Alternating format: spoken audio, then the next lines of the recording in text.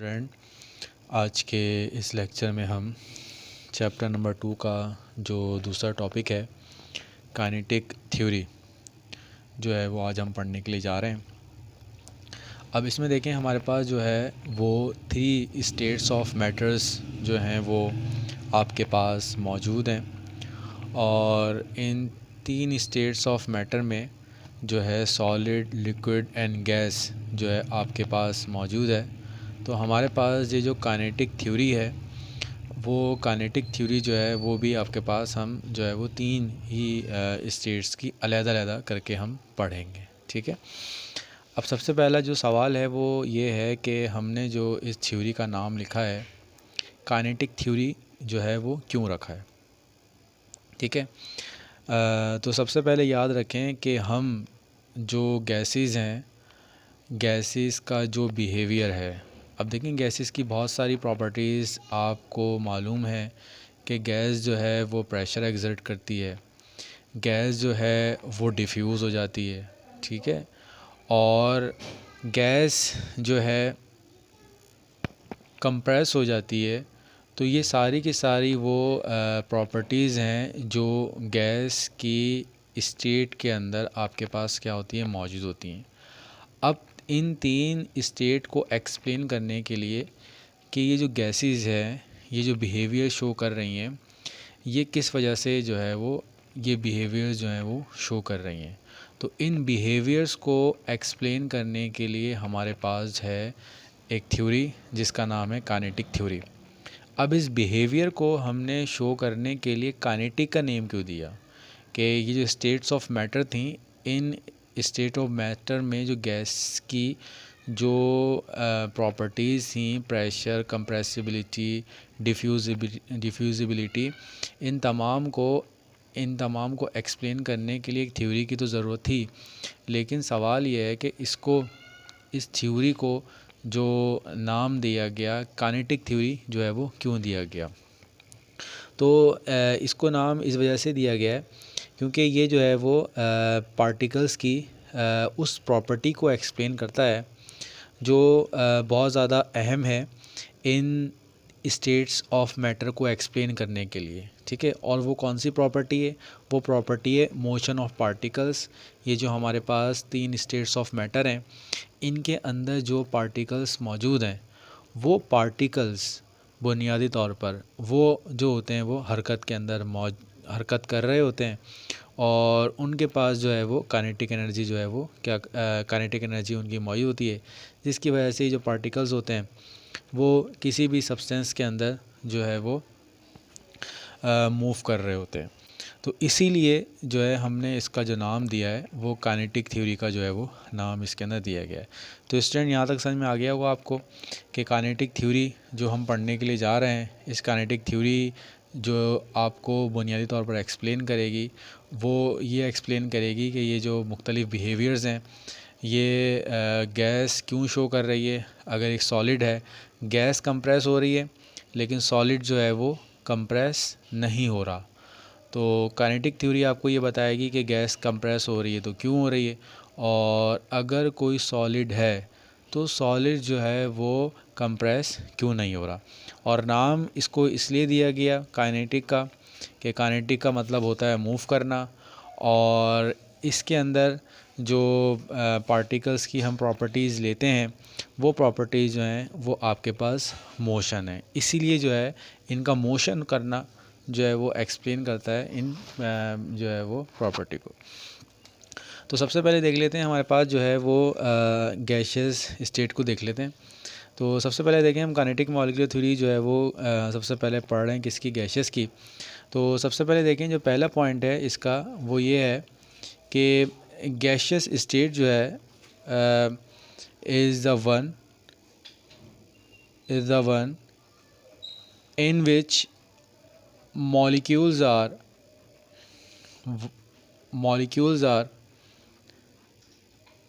widely separated from each other। अभी जो point है इसको मैं ज़रा आपको एक्सप्लेन करता हूँ वो क्या है। widely separated from one another having negligible volume. अब इस चीज़ को मैं आपको समझाता हूँ।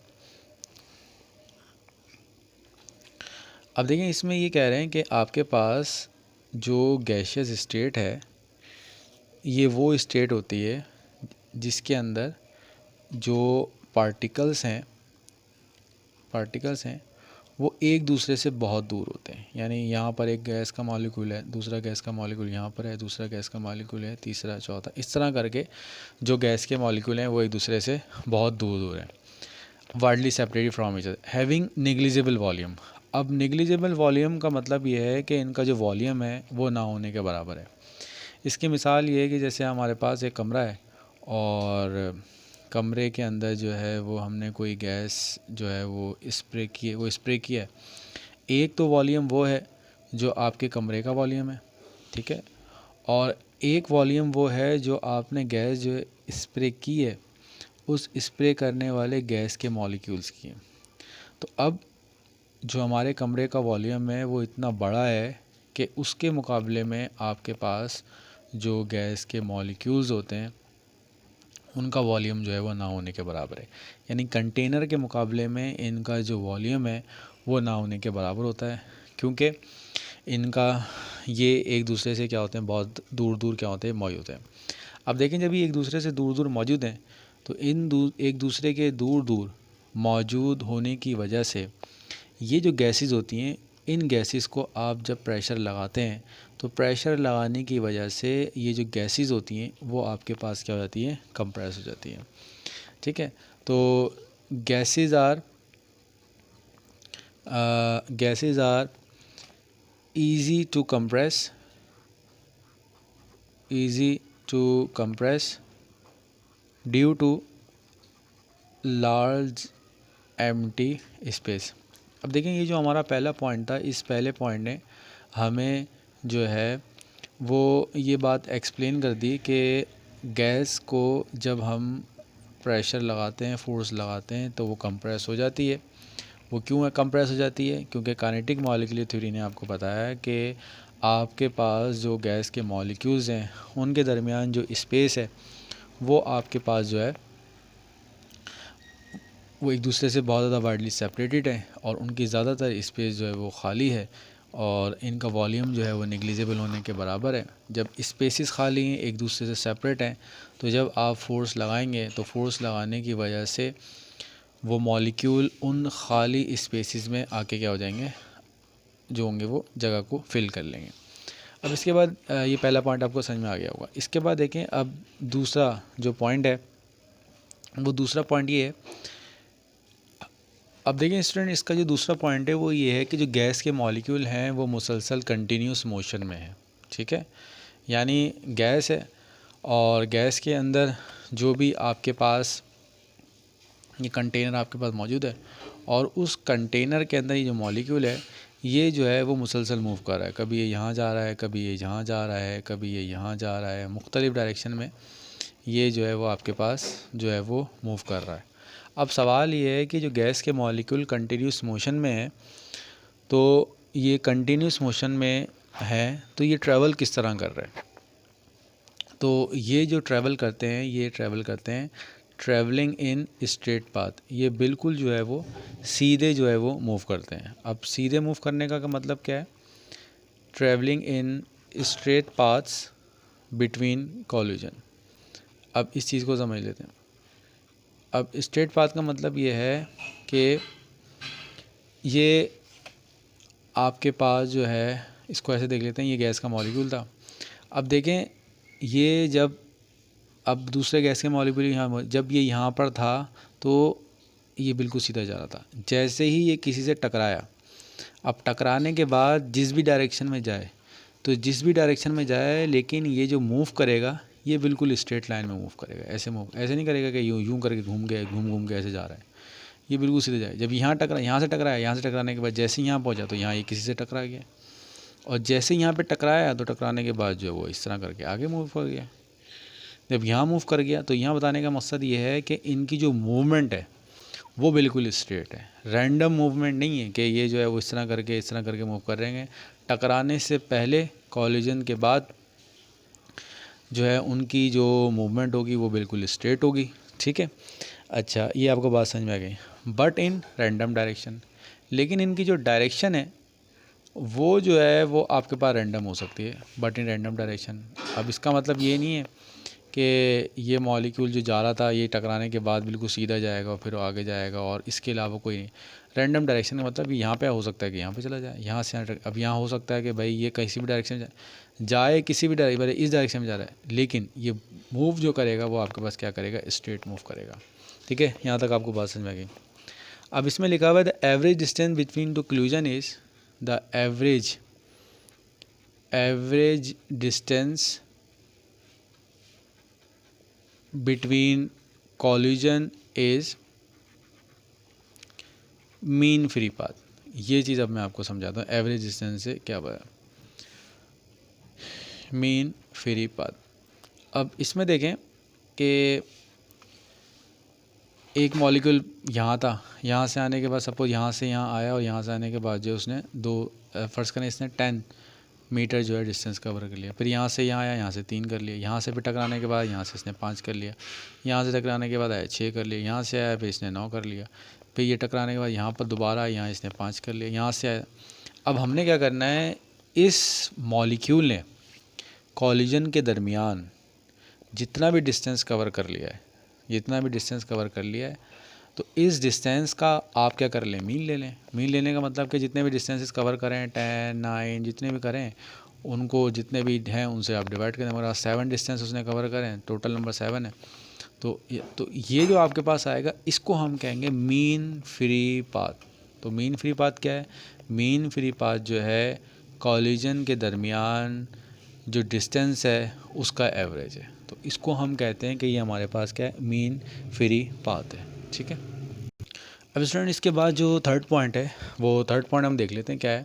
अब देखें, अभी हम ये पढ़ के आए हैं कि ये जो मॉलिक्यूल्स हैं, ये मॉलिक्यूल्स कंटिन्यूस मोशन में है, और जब कंटिन्यूस मोशन में है तो सारे ही जितने ही मॉलिक्यूल्स हैं वो सारे के सारे जो हैं वो मूव कर रहे हैं। अब मूव कर रहे हैं तो जाहिर सी बात है वो जो है वो टकराएंगे। किस किस के साथ, एक तो अपने साथ भी टकरा सकते हैं, यानी ये ऐसे इनकी कॉलिजन हो जाए, और दूसरी जो कॉलिजन होती है वो इनकी वॉल्स ऑफ कंटेनर के साथ भी होती है। ठीक है, molecules collide with one another and with the walls of container. ठीक है, but these collision are perfectly elastic. अब देखें, अभी आप जो है वो फिजिक्स का चैप्टर पढ़ रहे होंगे तो उसमें आपने इलास्टिक और इनइलास्टिक कॉलिजन पढ़ी होगी। तो इलास्टिक कॉलिजन वो कॉलिजन होती है जिसमें कॉलिजन के बाद एनर्जी के अंदर कोई चेंजिंग नहीं आ रही होती।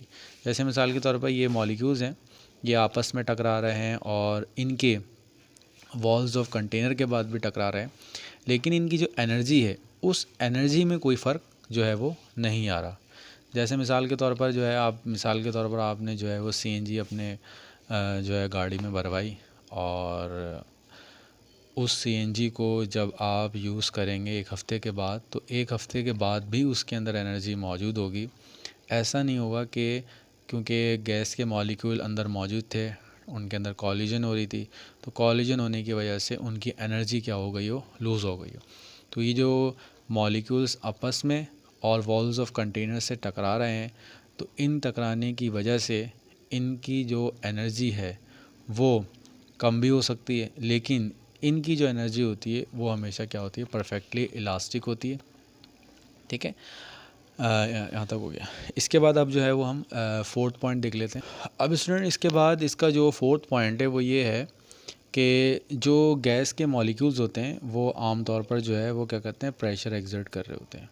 ठीक है, प्रेशर एग्जर्ट करने का मतलब ये है कि जैसे कभी हम जो है वो अपनी जो कोई भी कोल्ड ड्रिंक होती है, जैसे अगर पेप्सी आपके पास मौजूद है और उस पेप्सी को आप खोलते हैं, तो जैसे ही खोलते हैं तो वो जो डिज़ोल्व हुई हुई गैस है वो बाहर आने की कोशिश करती है, और किस वजह से आती है, क्योंकि अंदर से क्या लग रहा होता है, प्रेशर जो होता है वो लग रहा होता है। अब ये जो प्रेशर आपको नज़र आ रहा है, ठीक है, ये प्रेशर किस वजह से है। ठीक है, और जैसे टायर का जैसे ही हम जो है वो उसमें से हवा निकालते हैं तो वो एकदम से क्या करना शुरू कर देता है, मूव करना शुरू कर देता है, और गैस फ़ौरन जो है वो बाहर की तरफ आनी शुरू हो जाती है। ये किस वजह से? प्रेशर की वजह से। और बाज़ औक़ात सिलेंडर रखा हुआ है और आपको लग रहा है गैस अंदर कुछ भी नहीं कर रही, गैस के मॉलिक्यूल कुछ भी नहीं कर रहे, लेकिन जब वो फटते हैं तो फिर आपको लगता है कि भाई अंदर का प्रेशर इतना ज़्यादा हो गया था कि जिसकी वजह से कॉलिजन हो गई है। तो अब सवाल ये है कि गैस की जो ये प्रॉपर्टी है जिसकी वजह से ये प्रेशर एक्सर्ट कर रहे हैं वो किस वजह से है? वो इस वजह से है कि अभी हमने देखा था कि जो गैस के मॉलिक्यूल्स हैं वो मुसलसल मूव कर रहे हैं, वो जो है वो वॉल्स ऑफ कंटेनर के साथ क्या हो रहे हैं? टकरा रहे हैं। ठीक है, और वो तमाम डायरेक्शन में यहाँ पे टकरा रहे हैं, यहीं गैस का मॉलिक्यूल है और यहाँ आके जो है वो टकरा रहा है। तो इस तमाम चीज़ों में देखें कि जितने भी आपको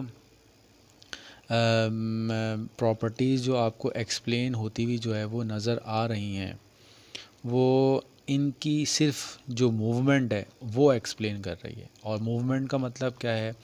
अगर हम काइनेटिक को देखें तो काइनेटिक का जो मीनिंग है वो मूवमेंट है। तो इसीलिए हमने इस नाम को, इस थ्योरी को जो नाम दिया है वो काइनेटिक का जो है वो नाम दिया। तो गैस का जो प्रेशर है, जो गैस जो प्रेशर एग्जर्ट कर रही है ऊपर की तरफ, ये किस वजह से? कि जो गैस के मॉलिक्यूल्स हैं वो वॉल्स ऑफ कंटेनर के साथ जो है वो क्या कर रहे हैं? टकरा रहे हैं। ठीक है, ये यहाँ तक पढ़ लिया। अच्छा, इसके बाद आपके पास है फिफ्थ पॉइंट।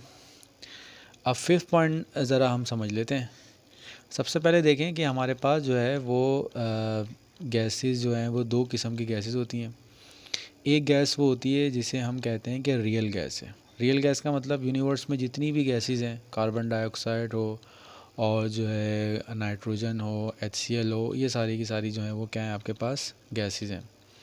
लेकिन इनमें से कुछ गैसेस ऐसी होती हैं कि उन गैसेस, वो जो गैसेस हैं वो आम तौर पर जो है वो चार्ल्स लॉ और बॉयल्स लॉ को फॉलो नहीं करती। तो जो फॉलो नहीं करती तो उसको जो है हम कहते हैं कि ये जो है वो नॉन आइडियल गैस है। जो बॉयल्स लॉ और चार्ल्स को फॉलो नहीं करती वो नॉन आइडियल है, और जो बॉयल्स और चार्ल्स लॉ को फॉलो कर लेती हैं उनको हम क्या कहते हैं? ये हमारे पास क्या है? आइडियल गैसेज हैं। अब सवाल ये है कि जो आइडियल गैसेज हैं वो आइडियल गैसेज जो हैं वो चार्ल्स लॉ और बॉयल्स लॉ को क्यों फॉलो करती हैं? ये चीज़ जो है वो हमने इसके अंदर जो है वो समझनी है। अब इस चीज़ को मैं आपको बताता हूँ। अब देखें, ये मैंने पॉइंट जो है वो इसमें लिख दिया है। ठीक है, इसको ज़रा मैं आपको एग्जांपल से बताता हूँ। ये अभी आपको फ़ौरन क्रिस्टल क्लियर जो है आपको बिल्कुल समझ में आ जाएगा। देखें भाई, एक मॉलिक्यूल है। ठीक है, अब ये जो है वो आपके पास गैस मौजूद है। ये गैस का मॉलिक्यूल है और ये यहाँ पर आके जो है आपके ऊपर टकरा गया। अब जब ये टकराया तो इसका जो अपना ओरिजिनल जो प्रेशर था, ओरिजिनल जो इसकी फोर्स थी, वो यहाँ पर आके जो है लगी। ठीक है, जब ये यहाँ पर आके लगी और हमने जब इसका प्रेशर कैलकुलेट किया तो बॉयल्स लॉ के मुताबिक जो इसका ओरिजिनल प्रेशर था वो आ रहा था। ठीक है, लेकिन एक गैस ऐसी थी कि उस गैस के अंदर क्या था कि अट्रैक्टिव फोर्सेस थी। अट्रैक्टिव फोर्स का मतलब कि इस ये पॉजिटिव चार्ज इस पर मौजूद था तो दूसरा मॉलिक्यूल क्या कर रहा था? उसको अपनी तरफ खींच रहा था। एक मॉलिक्यूल है वो उसको यहाँ पर खींच रहा है।